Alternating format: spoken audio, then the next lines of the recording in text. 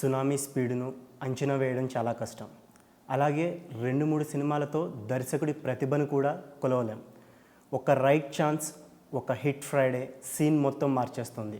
November 3, 2017 Garudavega release అయింది. దర్శకుడు ప్రవీణ్ సత్తారులో టాలెంట్ను ప్రేక్షకులకు, పరిశ్రమకు పరిచయం చేసింది. ప్రేక్షకుల కంటే పరిశ్రమ ప్రముఖులు ఎక్కువ ఆశ్చర్యపోయారు ఆ సినిమా చూసి. ఒక సాఫ్ట్వేర్ ఇంజనీర్లో ఇంత టాలెంట్ ఉందా అని. గరుడవేగ తర్వాత ఆయన తెరకెక్కించిన సినిమా ద గోస్ట్ దసరా కానుకగా అక్టోబర్ 5న థియేటర్లలో విడుదలవుతుంది. ఈ సందర్భంగా ప్రవీణ్ సత్తారు గారితో మాట్లాడి ఆ సినిమా గురించి, ఆయన కెరీర్ గురించి మరిన్ని విషయాలు తెలుసుకుందాం. నమస్తే ప్రవీణ్ గారు. ఫ్యూ అవర్స్ టు గో, కొన్ని గంటల్లో గోస్ట్ రిలీజ్ అవుతుంది. మీ స్టేట్ ఆఫ్ మైండ్ ఏంటి ఇప్పుడు? Nervous obviously. ఏ సినిమా రిలీజ్ అయినప్పుడైనా నర్వస్నెస్ ఉంటుంది. మనం అనుకున్న ఆ ప్రోడక్ట్ కరెక్ట్గా చేయగలిగామా లేదా, అది జనాలకు నచ్చుతుందా లేదా అనేది ఇట్స్ క్వైట్ కామన్. సో ఆ బటర్ఫ్లైస్ ఇన్ ద స్టమక్ అనమాట. గోస్ట్ గురించి తెలుసుకునే ముందు ఒక చిన్న ప్రశ్న. గరుడవేగ అనే సినిమా లేకపోతే ఈ గోస్ట్ పాసిబుల్ అయ్యేదా? మేబీ కాదు బికాజ్ దట్ ఆ సినిమా చేయడం వల్ల ఒక వెరీ కాంప్లికేటెడ్ సబ్జెక్ట్ని కూడా చాలా సులువుగా అర్థమయ్యే విధంగా చెప్పగలడు అనేది ఇండస్ట్రీకి అర్థమైంది ఫస్ట్. సో ఇలా కూడా ఈ కథని చెప్పొచ్చు అనేది అర్థమైంది. సో దానివల్ల చాలా డోర్స్ ఓపెన్ అయినాయి బికాస్ ఆఫ్ యాక్షన్ కానీ, because of screenplay of Garudavega కానీ. అండ్ అది లేకపోతే గోస్ట్ లేదు, I don't think. And apart from Ghost, Garudavega మీ కెరీర్లో తీసుకొచ్చిన చేంజెస్ ఏంటి? ఇండస్ట్రీ మిమ్మల్ని చూసే విధానంలో. That I can handle stars, that I can handle big films, big budgeted films, and that I have clarity in what I shoot. So ఈ కన్ఫర్మేషన్స్ని ఇండస్ట్రీకి ఇచ్చింది గరుడవేగ. అప్ టు గరుడవేగ కథలు రాసుకుని హీరోల దగ్గరికి వెళ్ళారు. ఫర్ గోస్ట్ ఫస్ట్ టైం మీరు ఒక హీరోతో ట్రావెల్ అయ్యి ఆయన కోసం ఒక కథ రాశారు.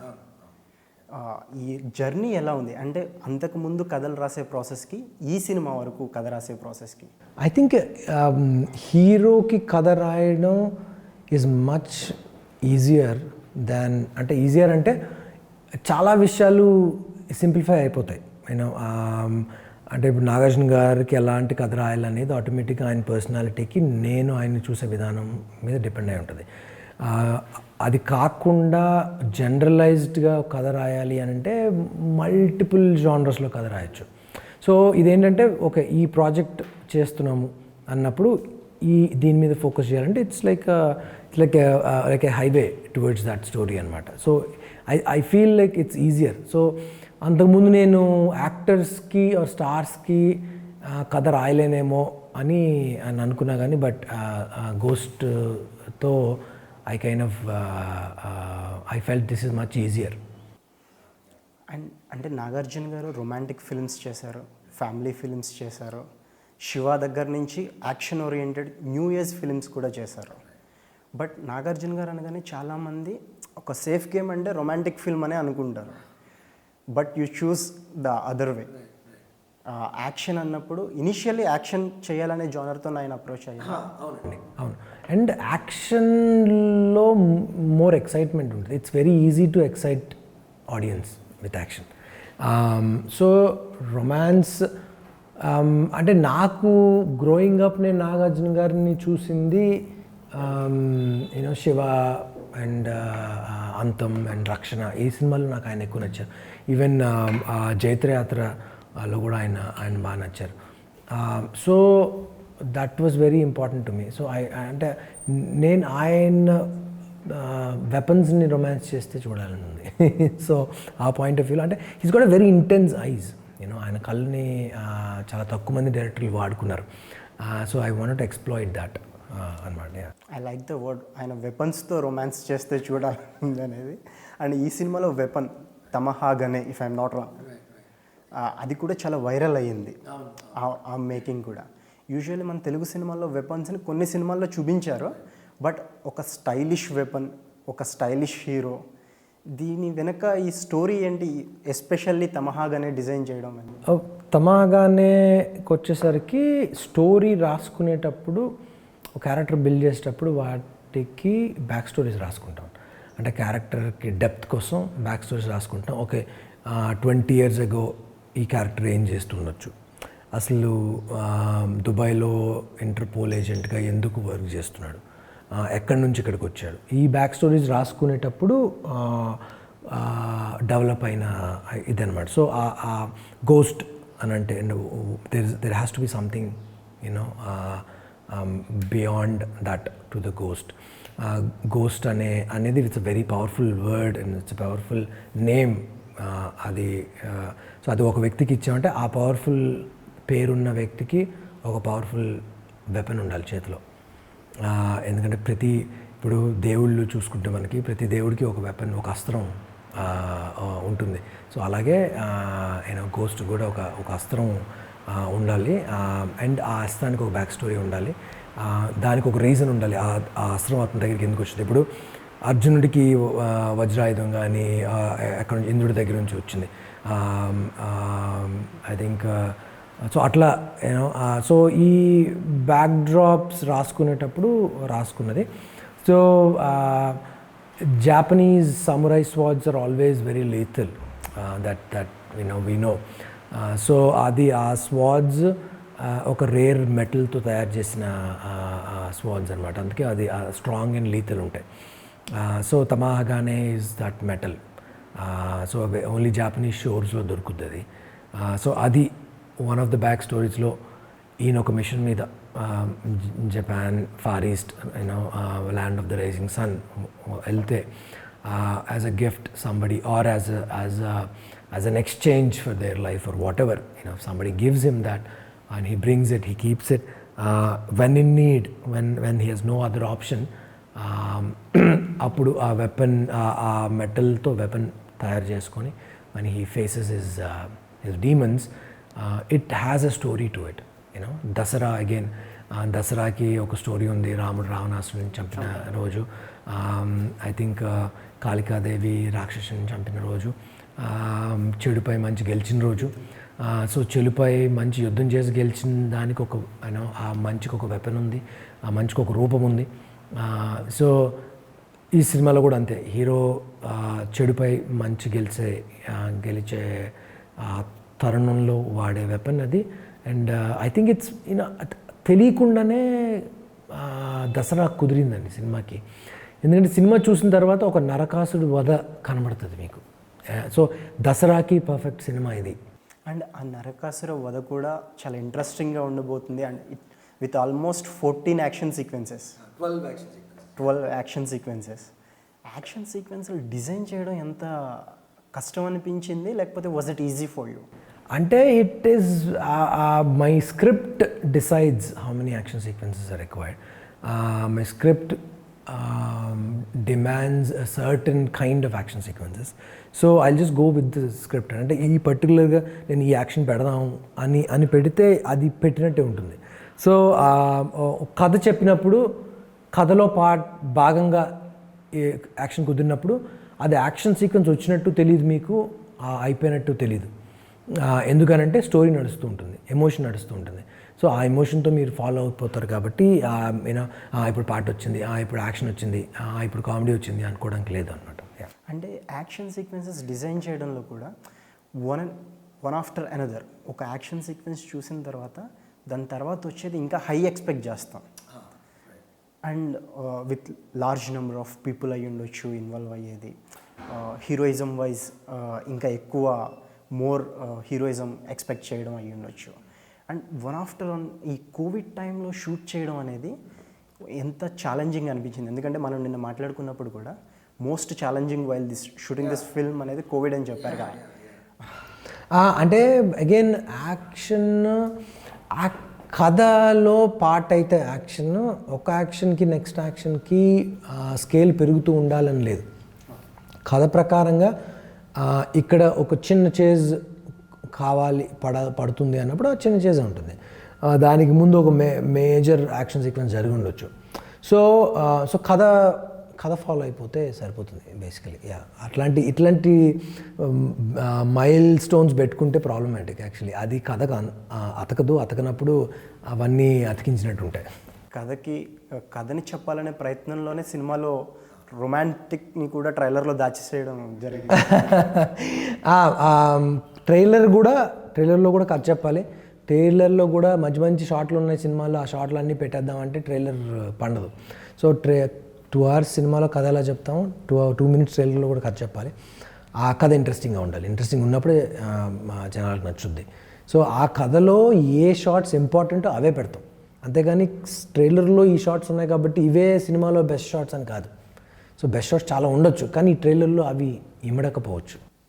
So there is best something in this అంటే it's an experience. You will sit and watch through the film. It's a visual audio visual spectacle basically. So you will just go with the flow and oh ఈ shot బాగుంది ఇలా ఆ thought కూడా ఉండదు, because you are immersed in that drama, in that emotion of the film. And ట్రైలర్లోనే కథ చెప్పారు. నాగార్జున గారికి ఒక సిస్టర్ ఉన్నారు, ఒక మేనకోడలు ఉన్నారు, వాళ్ళ కోసం వచ్చి ఫైట్ చేస్తారు అని. అండ్ ఇంకొకటి 20 ఏళ్ల తర్వాత వాళ్ళు మాట్లాడుకుంటున్నారు అనేది కూడా చెప్పేశారు. ఆ రాసే ముందు ఆ ఎమోషన్ కానీ వాళ్ళిద్దరి మధ్య బాండింగ్ కానీ before sister and brother bonding రాసేటప్పుడు వాట్స్ యువర్ థాట్స్?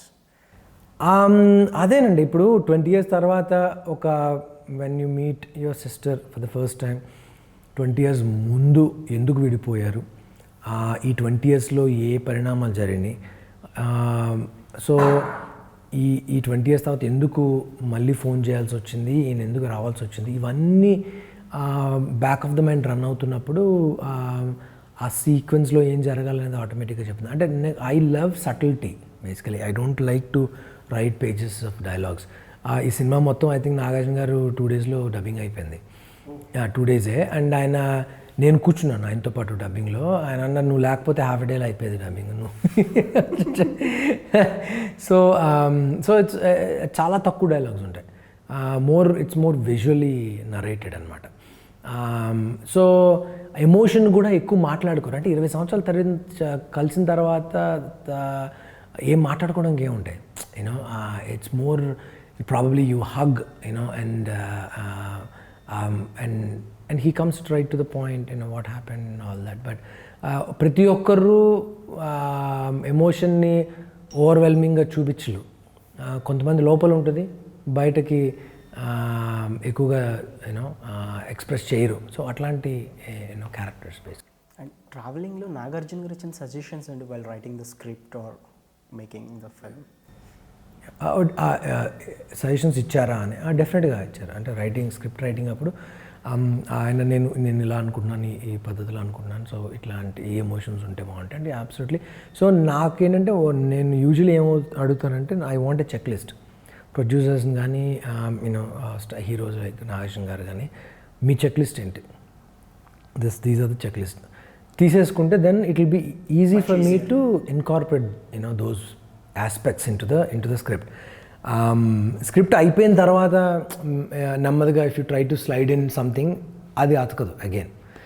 సో కథకి ఈ బౌండరీస్లోనే కథ కావాలంటే ఆ బౌండరీస్లోనే రాస్తాం. It's not a rocket science ఏం కాదు, ఇది రాయొచ్చు, it's no big deal. But clarity, అంటే అడిగే వాళ్ళకి క్లారిటీ ఉండాలి, రాసే వాళ్ళకి క్లారిటీ ఉండాలి. గోస్ట్ టైటిల్ విషయానికి వస్తే చాలా పవర్ఫుల్ టైటిల్, అండ్ ట్రైలర్ కూడా అంతే పవర్ఫుల్గా ఉంది. అండ్ బిఫోర్ టైటిల్ కన్ఫర్మ్ చేసే ముందు ఈజ్ దేర్ ఎనీ కొంచెం ఒక ఆలోచించిన విషయం ఏమైనా ఉందా? అండ్ ఉంది, డెఫినెట్గా ఉంది. గోస్ట్ అని అనుకున్నాం. Then other title was Vikram Gandhi. But again ఆ టైంలోనే కమల్ హాసన్ గారు విక్రమ్ వస్తుంది. దేర్ లివ్డ్ ఏ గోస్ట్ అని వచ్చింది. మేము గోస్ట్ అని పెడదామనేసరికి వాళ్ళు గోస్ట్ అని పెడతారేమో అని మేము విక్రమ్ గాంధీ అనుకున్నాం. దెన్ వాళ్ళు విక్రమ్ అని టైటిల్ చేశారు. సో దెన్ గోస్ట్కి వచ్చేసరికి అదే కాన్వర్జేషన్ వాజ్, గోస్ట్ అనేది ఇంగ్లీష్ టైటిల్ బీసీ సెంటర్స్లోకి వెళ్తుందా వెళ్ళదా, ప్లస్ గోస్ట్ అనేది తెలుగులో రాస్తే బాగోదు లిపి, ఇంగ్లీష్లోనే దానికి ఇది ఉంది. So all these from a publicity perspective conversations వచ్చినాయి. బట్ పోల్ తీసుకుంటే everybody voted for ghost, and then we stuck with it. And Kamal Haasan garu Vikram release అయినప్పుడు ఏమైనా ఆలోచించారా? అంటే అందులో కూడా కమల్ ఒక మాజీ ఏజెంట్గా చేశారు, ఆయన వాళ్ళ మనవడి కోసం ఫైట్ చేశారు. ఇందులో నాగార్జున గారు మేనకోడలు సిస్టర్ కోసం. Is there emotion? బట్ ఇదేంటి సిమిలారిటీస్ ఏమైనా చూస్తారేమో ఆడియన్స్ కానీ? ఆ సినిమా చూసానండి, ఏం సిమిలారిటీస్ లేవు.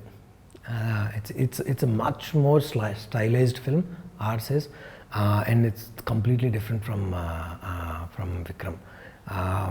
That was a fantastic film, Vikram. But luckily there are no similarities. Yeah. ఎందుకు అడిగాను నేను ఈ క్వశ్చన్ అంటే, మీరు ఇంతకుముందు ఒక సినిమా గరుడువేగ చేశారు. గరుడువేగ టైంలోనే, గరుడువేగ రిలీజ్ అయిన తర్వాత అలాంటి థీమ్లోనే ఒక వెబ్ సిరీస్ వచ్చింది. ఓహో, okay. It was huge success. I think 2 seasons వచ్చినాయి. Okay, yeah. అండ్ జనాలు మేబీ గరుడువేగ ముందు వచ్చింది కదా అని తెలుగు ఆడియన్స్ అనుకున్నారు. మేబీ దీని ఇన్స్పిరేషన్గా తీసుకుని చేశారేమో అని చెప్పి. లైక్ దట్ ఇలాంటి యాక్షన్ ఫిల్మ్స్ చేసేటప్పుడు సిమిలారిటీస్ కానీ, ఇన్స్పిరేషన్స్ అని కానీ, ఎక్సెట్రా ఎక్సెట్రా ఏవైనా వస్తాయి? ఇలాంటి ఆలోచనలు వస్తాయా కథ రాసేటప్పుడు, చేసేటప్పుడు? అంటే ఇప్పుడు నేను వేరే భాషల్లో కథలు ఏమైనా సినిమాలు చూసి ఇన్స్పైర్ అయ్యి రాస్తే భయం ఉండాలి. So when my story comes from my own thoughts, then similarity ఉండడానికి స్కోపే లేదు కదండి. ఇప్పుడు ఒకే సినిమాని చూసి ఇద్దరు ఇన్స్పైర్ అయితే సిమిలారిటీస్ ఉంటాయి. సో అది కాదు. యాక్చువల్గా గరుడువేగ రిలీజ్ అవ్వకముందు అజిత్ గారి వివేకం రిలీజ్ అయింది. ఆ రిలీజ్ అవుతున్నప్పుడు చాలా టెన్షన్ పడ్డాను నేను editor and my C V Rao technical head, ముగ్గురు చాలా టెన్షన్ పడి ఫస్ట్ రోజు సినిమా చూడను, 8:30 షోకి ప్రసాద్కి వెళ్ళి చూస్తే ఆయన లైక్ అమ్మాయి బయటకు వచ్చి ఓకే దిస్ మన సినిమా కాదు, there's no similarities. Yeah. So because trailer చూడంగానే చాలా సిమిలారిటీస్ కనబడినాయి. లక్కీగా there're no similarities. So when your thought is original, when your subconscious memory tells you a certain way, I don't think ఏమి అక్కడ similarities ఉండవు. The family man web series release అయిన తర్వాత చాలా మంది వచ్చి చెప్పుంటారు కదా మీకు? యా చెప్పారు. Yeah, family man I think the characterization కూడా same and wife characterization same and all that, but hey it's a free world.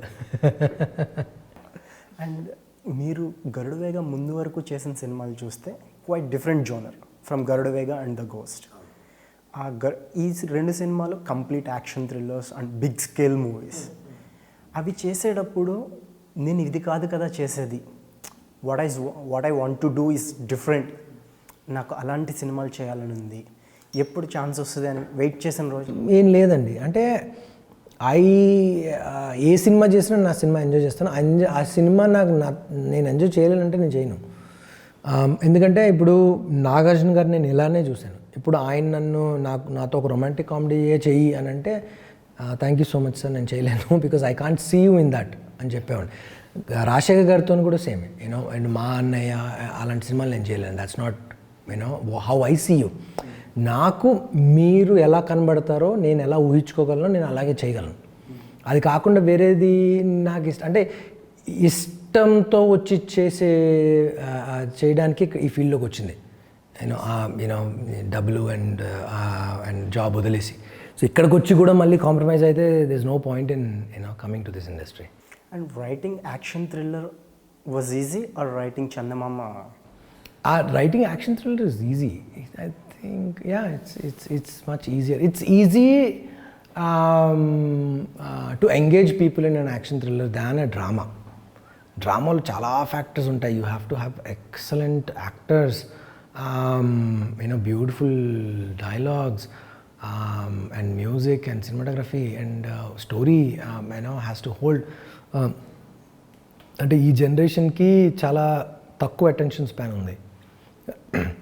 ఒక పర్టికులర్ ఎమోషన్ చెప్పాలంటే it takes lot of time to convey that emotion, but అంతవరకు ఓపిక ఉండట్లేదు ఎవరికి. Action అయితే అలా కూర్చోబెట్టచ్చు, easy. And నిన్న సునీల్ గారు ఒక మాట అన్నారు, ఆయన ఇంకొక 10 yearsలో మన దగ్గర ఉండరు, హీ వాజ్ వెరీ బిజీ, అంటే నెక్స్ట్ ప్లేసెస్కి వెళ్తారు ఇంటర్నేషనల్ అన్నట్టు. నేను కూడా ఆయనతో అన్నాను 10 years పడుతుందా అని. అంటే నెక్స్ట్ మేము ప్రవీణ్ సత్తారుని ఎలా చూడబోతున్నాం? I'm expecting a Bollywood film and Hollywood standard film. It doesn't matter. అంటే does it really matter ఈ పాయింట్లో? ఇప్పుడు when RRR has gone to the West, and it might win multiple Oscars. నేను అట్లీస్ట్ ఒక 10 Oscars గెలుస్తుంది అనుకుంటున్నాను RRR. There's no doubt about it. ఆ టైంలో when KGF and Pushpa are ruling the India and all over India, does it really matter మనం ఏ లాంగ్వేజ్లో cinema తీస్తున్నాం? ఈ లాంగ్వేజ్లో తీసి నెక్స్ట్ వరల్డ్ వైడ్ రిలీజ్ నేను అనేది అది probably that's a business equation that the producers have to take a call. So నా వరకు నేను సినిమా తీసి ఇస్తాను, and it's up to them how to encash that film, how to exploit that film to make money. Because నేను ఎందుకు అడుగుతానంటే మీలో ఒక producer కూడా ఉన్నారు, అంతకుముందు సినిమాలు ప్రొడ్యూస్ చేశారు, ప్రొడ్యూసర్ కష్టాలు కూడా తెలుసు. ఒక సినిమా ఇప్పుడు ఈవెన్ డైరెక్టర్గా మాత్రమే చేసే ముందు ఈ సినిమాని మనం ఇలా రిలీజ్ చేస్తే బాగుంటుంది, ఈ సినిమాని మనం నార్త్లో చేయొచ్చు, వెస్ట్లో చేయొచ్చు. ఇప్పుడు ఎగ్జాంపుల్ నేను నాగార్జున గారితో చేస్తున్నాను. నాగార్జున గారు producer, Nagarjuna garu distributor, right, very seasoned basically, studio owner, right. Sunil Narang garu is the mogul distribution mogul in Nizam. Sharrath Marar garu is satellite and OTT స్పేస్లో ఈజ్ వెరీ బిగ్. ఇంకా నా అవసరం ఎందుకుంటుంది? నేను హూ ఆమ్ ఐ? నాకున్న నాలెడ్జ్కి వాళ్ళ ఎక్స్పీరియన్స్కి కంపారిజన్ లేదు కదా. So if I don't get in to those that space, that is not my space. నా స్పేస్ అంతా giving you a great product for you to exploit. So let them exploit, let them do their job, let me do my job. And coming to casting process వచ్చేటప్పటికి సోనాల్ చౌహాన్తో నేను మాట్లాడినప్పుడు ఆవిడ ఒకటి చెప్పారు. నేను ప్రవీణ్ సత్తరు గారి ఆఫీస్కి వెళ్ళాను ఆడిషన్కి, టేబుల్ మీద ఒక 10 గన్లు ఉన్నాయని చెప్పారు. గన్ ఇచ్చి పట్టుకో అని అడిగారు ఫస్ట్ నన్ను. పట్టుకున్న తర్వాత ఓకే ట్రైనింగ్ తీసుకోగలరా అని అడిగారు. ఇమీడియట్లీ సెలెక్టెడ్ అని చెప్పారు. అంటే ఒక ఆర్టిస్ట్ని సెలెక్ట్ చేసేటప్పుడు కానీ అంటే intuition, gut feeling and commitment, ఈ మూడు. First of all I need to spend time with my actors. Actors నాకు టైం ఇవ్వగలిగితే వాళ్ళు సీజన్డ్ యాక్టర్సా కొత్త యాక్టర్సా డజంట్ మ్యాటర్. సోనల్ ఎంతవరకు లైఫ్లో ఎప్పుడు కనబట్టుకోలేదు, but she was very committed. She is like I'm gonna give everything that I've got. So that కమిట్మెంట్కి my intuition told me, I think she's hardworking, she will get to that point. So first few days were very rough. అంటే it was very funny. I think Sonal the video కూడా release చేసాం, making. And then I'm starting first few days fire అవ్వగానే కళ్ళు మూసుకోవడాలు ఇట్లాంటి, అక్కడ నుంచి how she transformed into this killer of a marksmen అన్నట్టు. But she was very very very committed. I thank her for that. She saved my face basically. ఎందుకంటే ఒకవేళ చేయలేకపోయి ఉంటే చాలా ప్రాబ్లమాటిక్ అయ్యే సినిమాకి. అంటే ఒక్కొక్కసారి when you put sincere efforts in to a film, I think అన్నీ అలా ఆటోమేటిక్గా the universe will conspire to make it work. అంటే అన్ఎక్స్పెక్టెడ్ కదా, కాజల్ అలా వెళ్తారు, ప్రెగ్నెంట్ అవుతారు, వెళ్తారు అనేది ఎక్స్పెక్ట్ చేయలేదు. బట్ అప్పటికే కొంత షూటింగ్ కూడా చేసినట్టున్నారు కదా. కాజల్తో 2 days షూట్ చేసాం. Third day is when we heard the news. But Nagarjuna గారితో ఆల్రెడీ షూట్ చాలానే చేసాం అప్పటికి. అండ్ ఈ సినిమా యాక్షన్ ఎపిసోడ్స్కి వచ్చేటప్పటికి మీరు గరుడు వేగంలో కూడా మీ ఓన్గానే యాక్షన్ ఎపిసోడ్స్ డిజైన్ చేసి then you go with the stunt directors. ఈ సినిమాకి కూడా అలాగే చేశారు. I love to write action. I love to conceive action. I love to go crazy with action. అంటే యాక్షన్లో అడ్రినలిన్ రష్ ఎప్పుడు వస్తుంది అంటే when you see something that you never saw. So I like to tickle my creative side on that, and so it's fun writing action. But ఒక action సీక్వెన్స్ని design చేసిన తర్వాత దాన్ని screen మీదకి as it is తీసుకురావడం కోసం చాలా కష్టపడాలి. చాలామంది చాలా రకాలుగా కష్టపడాలి. అండ్ కొన్నిసార్లు బడ్జెట్ లిమిటేషన్స్ కూడా ఉండొచ్చు. నిన్న సునీల్ గారు కూడా చెప్పారు. అవును. ఈ సినిమా విషయంలో అటువంటివి ఏమైనా ఫేస్? అయ్యా అబ్సల్యూట్లీ. ఫ్రమ్ డే 1 పాపం శరత్ గారు నేను కూర్చొని ప్రతిరోజు బడ్జెట్లు రీవర్క్ చేసుకొని నెంబర్లు. బట్ ఒక్క సీక్వెన్స్ ఇందులో అంటే I feel like when I'm push to the wall, when I'm cornered is when I can extract the best out of me ఏమో. అంటే out of desperation you think better. I think better in a very pressurized situation. I probably think better ఏమో అనిపిస్తుంటుంది. Not that I want to be in that pressure, every time, but penthouse action sequence ఒకటి ఉంటుంది ఇందులో. Right from the beginning, సినిమా starting నుంచి కూడా అది it was at least ఒక 70 lakhs పెట్టాల్సిన సీక్వెన్స్ అనమాట. This lot of destruction and glass breakings and అవన్నీ ఉంటాయి. సో ఫస్ట్ నుంచి కూడా దాని మీద కూర్చొని అది అలా పోస్ట్పోన్ చేసుకుంటూ వచ్చామన్నాడు నేను కానీ ప్రొడ్యూసర్స్ కానీ. బికాస్ అంటే ఎలా హ్యాండిల్ చేయాలి అనేది విఎఫ్ఎక్స్ వర్క్ ఉంది ఇవన్నీ. సో ఫైనల్గా టైల్ ఎండ్కి వచ్చేసరికి, సినిమా ఎండ్కి వచ్చేసరికి ఆబ్వియస్లీ పాకెట్స్ ఎంటీ అయిపోతాయి. మంత్ ఎండ్ కాబట్టి శాలరీ అయిపోయి ఉంటుంది.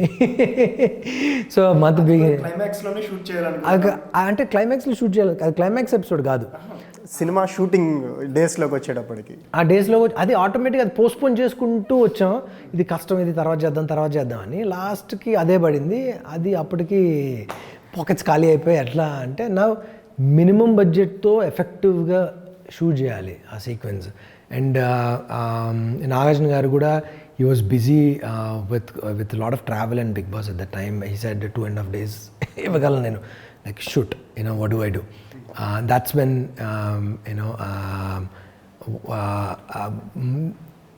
and I feel like that's the best sequence in the film, very intense and best sequence. Sunil గారు కూడా చెప్పారు నిన్న, బడ్జెట్ ఇస్తే బాగా తీస్తాడు అతను, మేము కొంచెం ఇచ్చామని చెప్పి.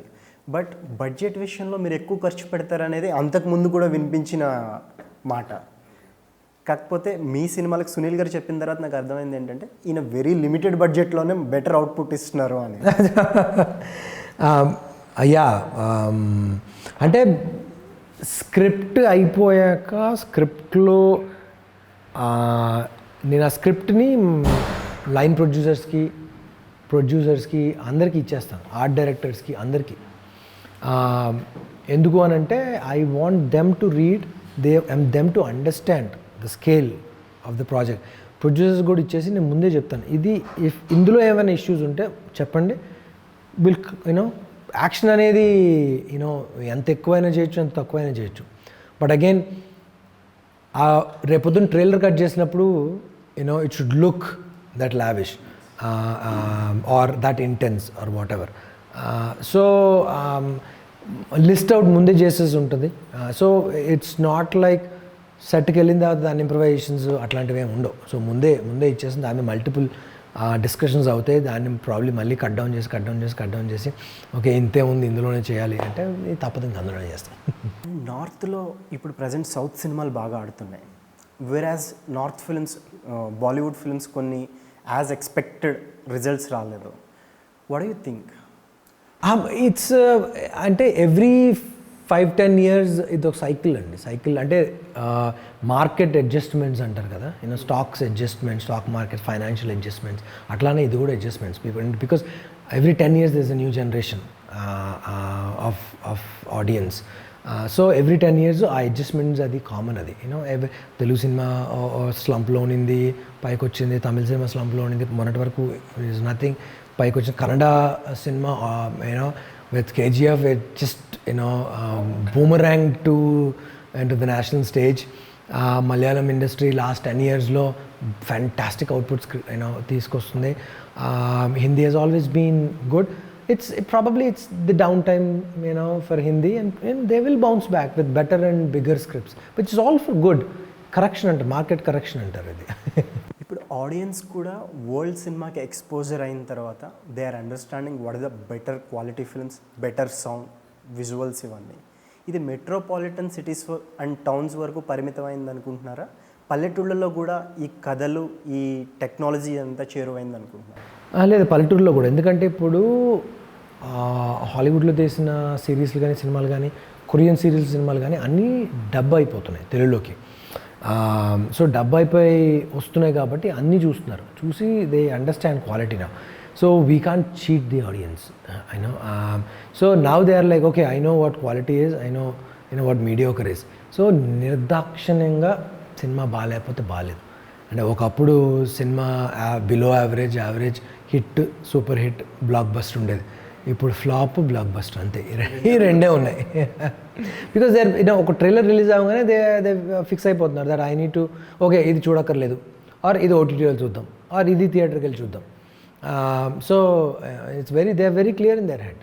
గరుడ వేగం నుంచి గోస్ట్ చూసుకుంటే 5 years గ్యాప్ ఉంది. మధ్యలో ఒక వెబ్ సిరీస్ చేశారు 11th Hour. ఈ గ్యాప్లో ఎన్ని కథలు రాసుకున్నారు? అంటే కథలు రాయడం కన్నా నెక్స్ట్ చేసే వరుణ్ తేజ్ సినిమాకి కూడా కథ అందులో రాసుకున్నాం. ఇంకొక కథ కూడా రాసాం, అది కూడా లాక్ అయిపోయింది. అది చూడాలి after that Varun Tej cinema తర్వాత అది ప్లాన్ చేయాలి. But yeah so yeah next నుంచి స్పీడ్ ఎక్స్పెక్ట్ చేయొచ్చు మీ దగ్గర నుంచి? వెల్ ఇది 5th రిలీజ్ అవుతుంది అండ్ 10th నుంచి నెక్స్ట్ సినిమా షూట్ స్టార్ట్ అవుతుంది at UK. Yeah in UK. And everything was completely అక్కడే షూట్ చేయాలనుకుంటున్నట్టు చెప్పారు మీరు. యా అంటే 90% ఆఫ్ ది సినిమా యూకేలో సెట్ అయి ఉంది. So most of the shoot 1 monthలో will cover 70% of the film, 60-70% of the film. Sakshi Vaidya heroine confirm. And Varun Tej గారి తర్వాత ఇంకొక లైన్ రాశాను, ఇంకొక కథ రెడీగా ఉందని చెప్పారు. గరుడవేగ 2? కాదండి, గరుడవేగ 2 కాదు.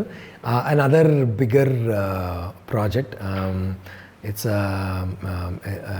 Again out of the country kind of subject. అది మెటీరియలైజ్ అయినప్పుడు I let you know. And ఈ గన్స్ మీద వీటి మీద ఫ్యాసినేషన్ ఎప్పుడు స్టార్ట్ అయింది? ఏం లే ఫ్యాసినేషన్ ఏం లేదు, జస్ట్ యూనో గన్స్ అంటే ఎవరు అంటే ఒకసారి ఫైరింగ్ రేంజ్కి వెళ్ళి fire a gun and you will fall in love. That's a way to relieve your stress. Naku golf okati, it relieves my stress big time. Driving range kelli you hit 50 golf balls, and then you feel very relaxed. Alage firing a gun kind of makes me calm. So it's fun, it's good, it's heroism, gun పట్టుకునే దాంట్లో భయంకరంగా ఉంటుంది. So it's easy. One more thing, one question. మీరు గరుడవేగ 2కి ఒక line అనుకున్నారంట, as it is ఆ line war సినిమాలా ఉంది.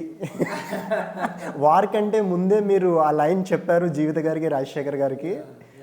బట్ వార్ తర్వాత చూస్తే అదే లైన్తో రావడంతో షాక్ అయ్యారు. Yeah I think Garudavega release రోజు మరుసటి రోజు I think the team మొత్తం రాజశేఖర్ జీవిత గారు అందరం we were having dinner at a restaurant, and Balakrishna గారు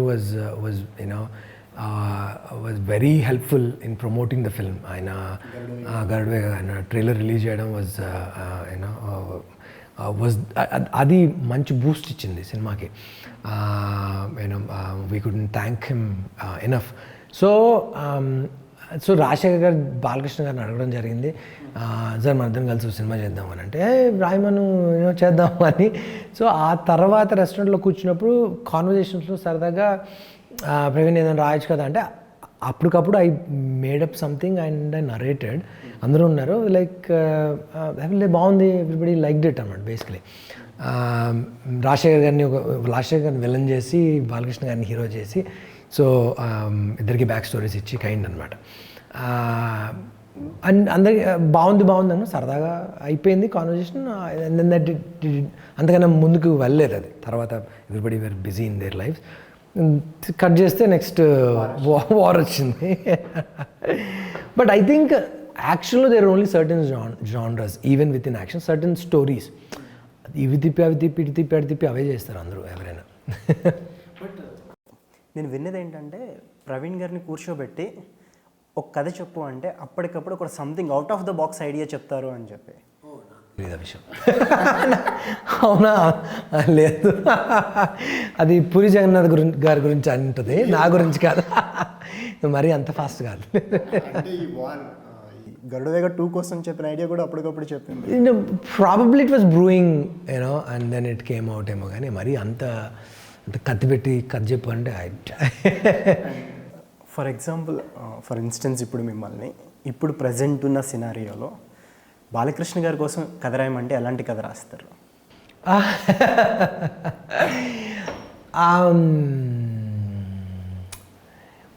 అంటే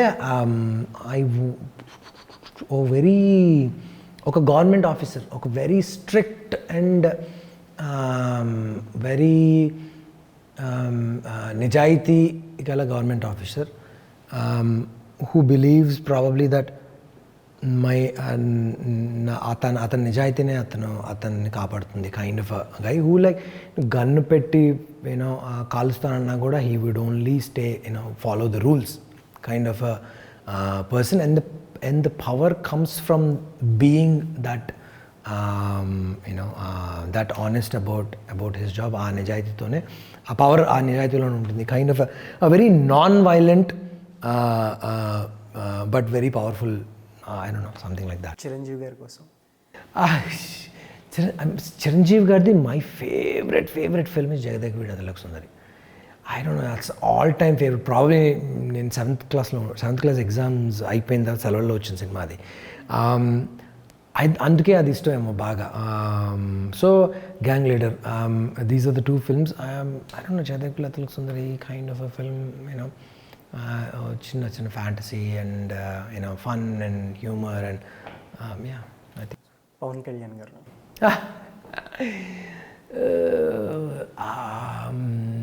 గన్స్, యూనో హీ లవ్స్. అంటే మేము గన్స్ కోసం ఎక్కడికి వెళ్ళక్కర్లేదు. ఐ థింక్ ఆయన ఇంట్లోనే ఉంటాయి అనుకుంటా చాలా guns. Guns and very stylish guns and swag and you know his trademark dialogues. You know yeah Mahesh Babu గారితో మిషన్ ఇంపాసిబుల్ చేయాలి, nothing less than that. Yeah Prabhas గారు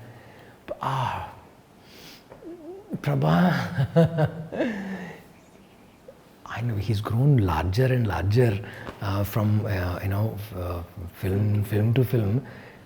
అయితే ప్రశాంత్ నీల్ తీసిన తర్వాత ఐ డోంట్ నో ఏం మిగులుస్తారో తెలియదు. ఏం తీయడానికి కొత్త సబ్జెక్ట్ కనబడాలి. ప్రాజెక్ట్ కే అవుట్ ఉంది. So we don't know how big he's gonna grow. I have no clue. I don't know if I can write anything for him. Is so big. Rangasthalam చూసిన తర్వాత so many shades that he's shown.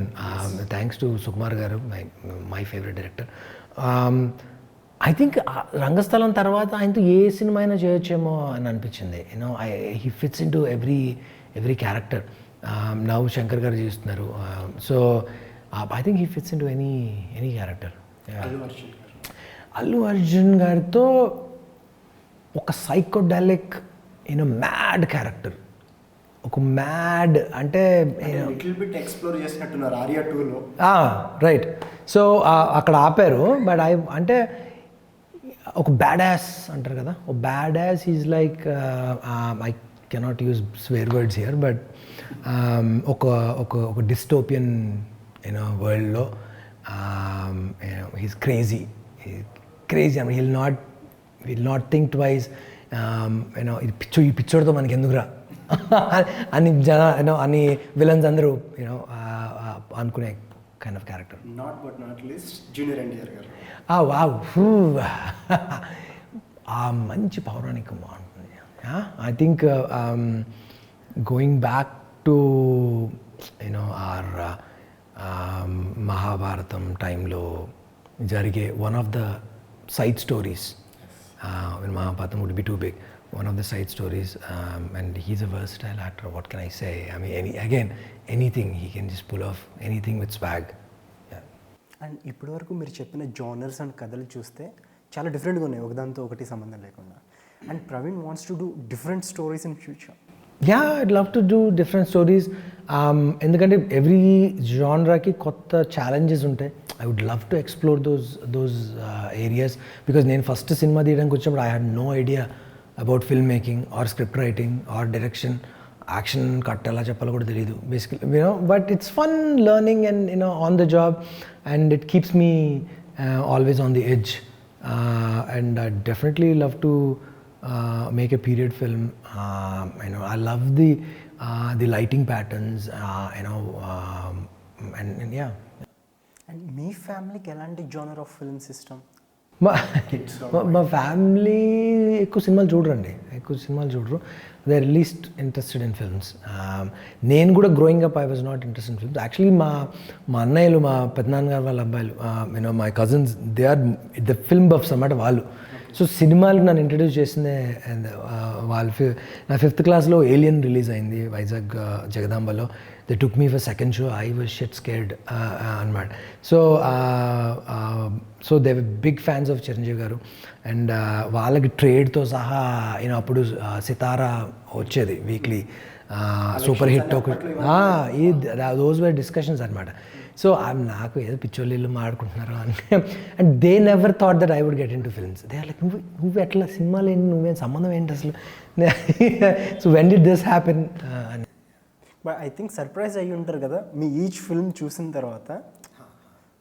Probably Chandamama కథలు కానీ and Guntur talkie sir Garudavega and ఈ Ghost చూసిన తర్వాత. No absolutely, ఎందుకంటే వాళ్ళు complete they are into mass Gang Leader ఎట్లాంటి మాస్ సినిమాలు అనమాట. వాళ్ళకి అర్థమయ్యేది కూడా ఉండదు. ఎల్బిడబ్ల్యూ అర్థమయ్యి ఉండదు. ప్రాబబ్లీ ఇదో తీసుకుంటున్నట్లే 7 సినిమాలు పిచ్చోడు అనుకుండొచ్చు. సార్ ఒక సినిమా తీసిన తర్వాత చాలామంది సినిమా గురించి చాలా చెప్తారు. And probably as a director మీరు కూడా సినిమా తీసిన తర్వాత అనలైజ్ చేసుకుని ఉండొచ్చు, నేను అనుకున్న స్క్రిప్ట్ కరెక్ట్గా వచ్చింది. ఎందుకంటే ఇన్ బిట్వీన్ చాలా లిమిటేషన్స్ ఉంటాయి, చాలా సిచ్యువేషన్స్ ఉంటాయి.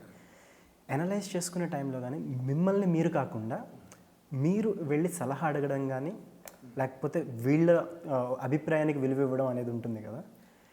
యువర్ బిగ్గెస్ట్ క్రిటిక్ ఆర్ లేకపోతే అంటే the 2 people who are biggest support for me. ఒకటి my editor Dharmendra garu, right for my first film ఆయన ఎడిటర్. ప్రస్థానం చూసి ఆయన పెట్టుకున్నాను నేను. And he's my first critic and he's very critical about his view about cinema as well. And then మాకు we gel well. నేను shoot చేసే పద్ధతి ఆయనకి హెల్ప్ఫుల్ అవుతుంది అండ్ ఆయన నచ్చుద్ది అండ్ ఆయన ఎడిట్ చేసే పద్ధతి. సో ఇట్స్ మేము అంటే నేను బాగుందంటే తను బాగుందంటే అలా ఉండదు. సో బాగాలేదంటే బాగాలేదు అంతే, తీసేయాలంటే తీసేయాలి, లేదు ఇది ఉంచాలంటే. సో కొట్టుకుంటుంటాం కూడా మధ్యలో. But is very critical and his biggest asset is not just edit but sound designing as well. So his edit is based on sound. So over the last 12 years we've gelled well and our likes are similar. And second person is C.V. Rao garu, is technical head Annapurna. First film nunchi kuda పరిచయం. He's ఆయన కొంచెం mass. I know taste of cinema. So he keeps pushing me into that. Mask కావాలి జనాలకి. But again sir ఇది కూడా like చేస్తారు sir అని మీరు. సో ఆయన కూడా very particular about sound, very particular about the quality of visuals, quality conscious ఉంది. అందుకనే Annapurna Studios is the India's #1 studios basically quality wise. So these 2 are my main pillars of support. మీ వైఫ్ ఏమంటారు మీ సినిమాలు చూసి? సినిమాలు చేసుకో, ఏదో టెన్షన్లు ఇంటికి తీసుకురాకు. But she's been the biggest pillar of support. ఎందుకంటే ఇండస్ట్రీలో మనం ఎప్పుడు సర్వే అవుతామా లేదా కూడా తెలియదు, కాన్స్టెంట్ ఇన్కమ్ అనేది ఉండదు. But she's been working for the last 12 years. US టైమింగ్స్కి యూఎస్ ట్రావెల్స్ ఇవన్నీ కూడా అండ్ పిల్లల్ని చూసుకోవడం all that. But without her support it's wouldn't have been possible because income నాది కాదు. She's the breadwinner of the family. And we wish you all the best. Thank you so much for your future films. Thank you. And OTT గురించి ఒకటి తర్వాత అడుగుదాం సపరేట్గా దాని గురించి. Okay, sure. Yeah.